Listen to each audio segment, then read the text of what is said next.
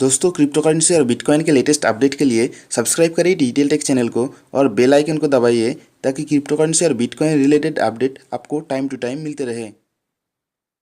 Joining us for an exclusive interview, I believe his first TV appearance is Zhao Changpeng, who's the CEO of one of the world's biggest crypto exchanges, Binance.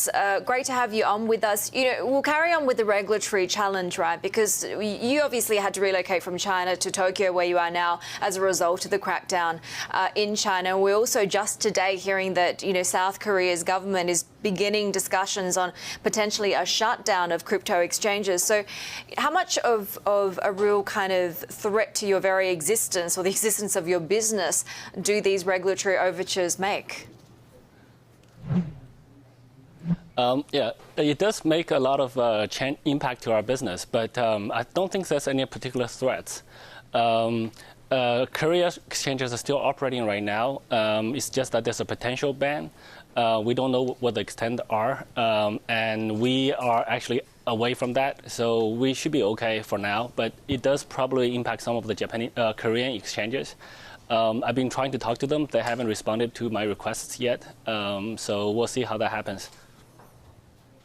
Okay, but is there a feeling that the sort of ring is closing in terms of, tell me first of all why you chose to move to Tokyo and what the sort of events that led you to leave China were? Okay, so in China, it's very clear that it's no longer allowed, and the government is against it, or at least there are policies that's hinting towards against it.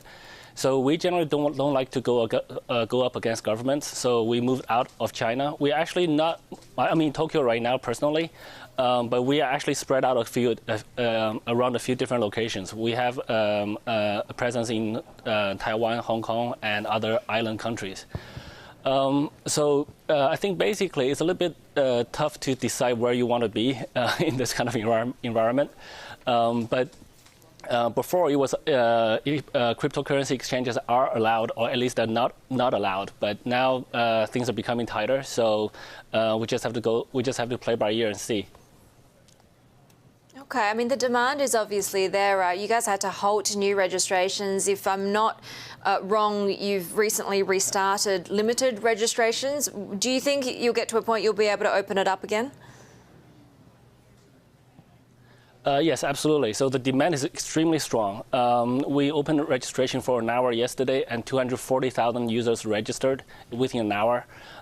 So we're growing basically a couple million every week in terms of users. We did not expect this kind of growth, to be honest. And our current core system is actually okay. Our exchange matching engine is actually really fast. But some of the other parts we're actually not catching up, especially on customer service. We would like to provide the kind of customer service that Bloomberg is able to provide, but right now we can't. So we're kind of holding a little bit, but we're actively ramping up our bottlenecks. So we're actively fixing that. So probably within a couple of weeks, we'll be able to fully open again, and we'll see how much flood comes in. What kind of users are applying for new registrations? I mean, where are you seeing, I guess, the most growth? Are these individuals? How much money are they putting through? I'm just curious to get an idea of the inflows that you're seeing. So our user demographics typically much more heavier on male, around 25 to 35 age range, and I can't judge the income because we don't really have a lot of that data. But there are a lot of my just perception. I haven't done the analysis, but the perception is basically there's a lot of guys with a lot of money. Guys typically move $10,000 to $100,000 each day trading, or some of them are even much bigger. So they're very active trading. Okay, and they're mostly retail, or in terms of countries, have some institutional as well? Yes, we're beginning to getting a lot of interest from institutional investors. People are asking us for corporate verifications and also corporate features where there's sub-accounts under a main account, different kind of risk management. So we're getting that a lot now. Most of them are still trading under one single account, but the verifications are corporate verification. So we look at the corporate registration, et cetera, et cetera. So there's a lot of institutions now, and they're big. Yeah, and you were just about to tell me what countries you're seeing the most interest in. Right. So it changes over time. Initially, when we started in China, China was our biggest country in terms of user geographic. And because of the China ban, we moved out of China. Now China's like fourth or fifth on the rank. US is pretty big. Japan's pretty big. Korea is pretty big. And a lot of the European countries like UK, Germany, Italy, they're all very big. I think we're one of the very unique businesses where from the beginning, we were spread out. Our users are spread out around the world. I think this is what blockchain allows, and it's very interesting. And actually servicing this kind of mix of users is actually very challenging. What do you use to gauge, the Bitcoin rally or the sell-off, right? Do you look at technicals? Do you look at the number of new account openings, the regulatory overtures? It's very hard, I think, for an outsider to work out how you assess the fundamentals of this asset. Right.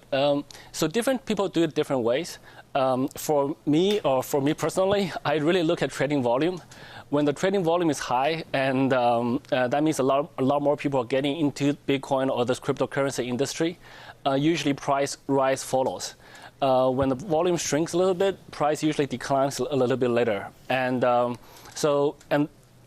actually in itself, the Bitcoin price itself is a very accurate index of the entire industry. So basically, given that Bitcoin price has been rising like crazy, that basically means more and more that amount of people have joined this industry. So that's basically how I judge it. Right. And we heard from Warren Buffett, one of the greatest investors of all time, overnight saying that Bitcoin is headed for a bad ending. What does he not understand? What does Jamie Dimon not understand? What does Janet Yellen not understand when it comes to crypto?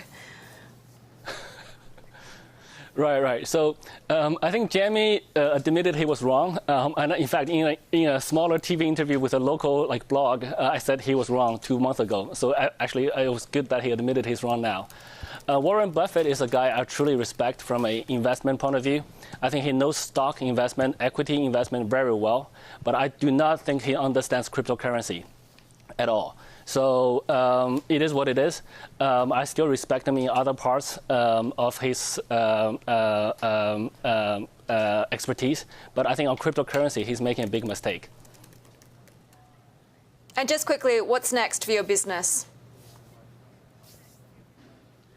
For us, so before, in 2017, our goal was to become #1 exchange in the world, but that was for the goal for 2018, but that's achieved already. So I think right now for us, we are falling behind on customer service a little bit, and we just want to keep up the good service. So I did work in Bloomberg before, and I know Bloomberg has superior service. So that's kind of the benchmark service level we want to get to.